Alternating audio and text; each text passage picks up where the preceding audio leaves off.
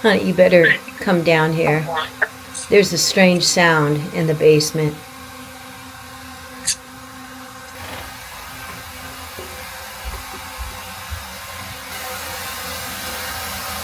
Uh-oh. The water's gone all the way through. You better call Stephanie to tell me. I'm telling you, don't get in those cords.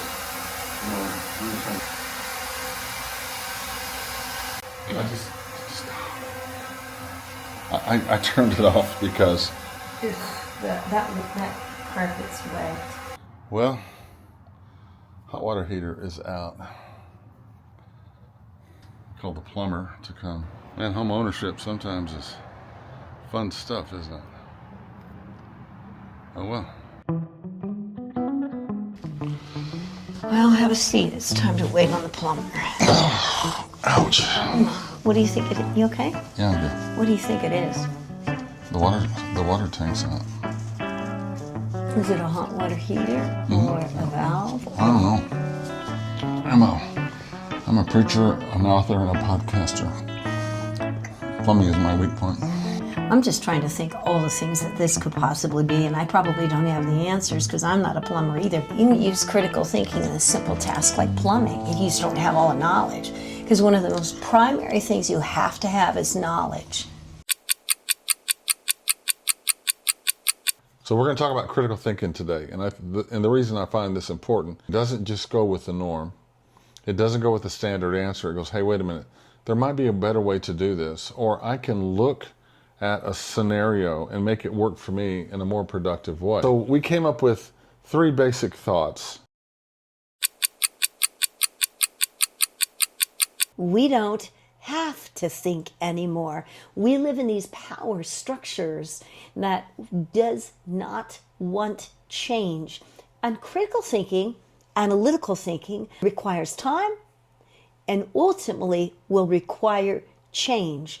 And if you think of these power structures that we live in our country, government, politics, businesses, religion, education, family structures, we don't want change. So critical thinking is the ability to see all the way through a problem, look at it objectively and say, is this going to work? Is this solution true? There might be more than one answer for the problem at hand. Point number 2. We live in a convenience culture. We can get pizza within 30 minutes, a hotel reservation in no time flat. We don't have to go to the gate anymore to get an airline ticket.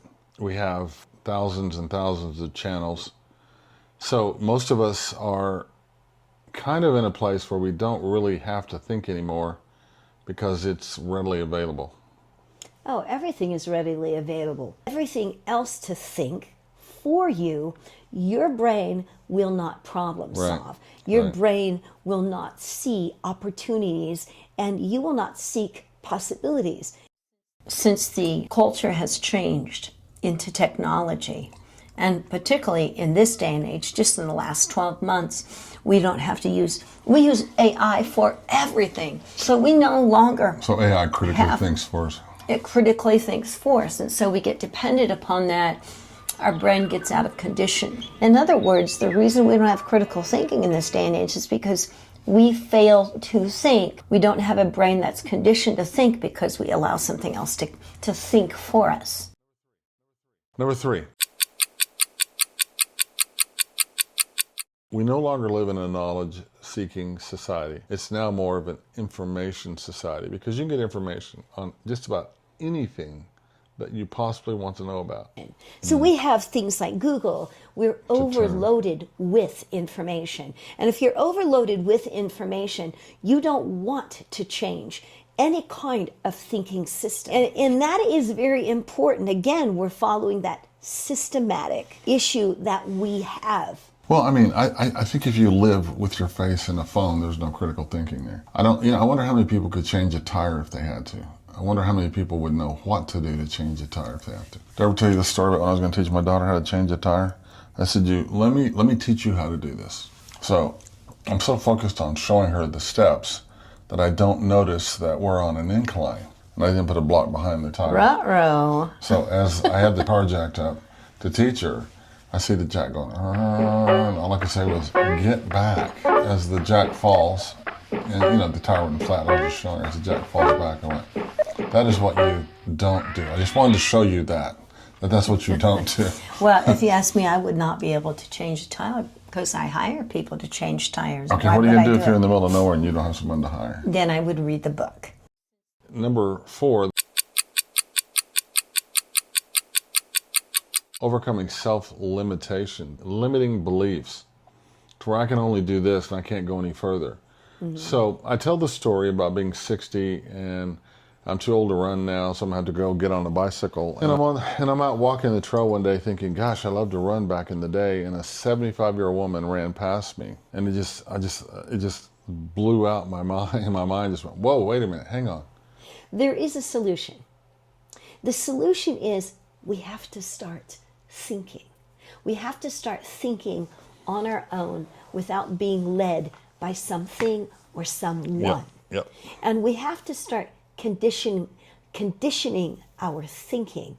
The same way we should be conditioning our body, the same way we should be conditioning our mind and our attitudes, and the same way we should be conditioning our faith. Why are we having this deep conversation on basement steps, waiting on the plumber? I guess it took as good a time as any, right? Right. I'm wondering, trying to use my critical thinking, just figuring out what's wrong and what's the cost of it. Hopefully home insurance will. But as your mother goes up the stairs. Well, this is a place too where 114-year-old staircase. 114-year-old staircase in a cellar that has a bomb shelter. And it happens to be our place where we don't ever show people because it's kind of where we dump things. It's where we don't Everybody critically has think. Junk. Maybe we do critically think. I'm critically thinking I'm not going to think today. Let's put this down here.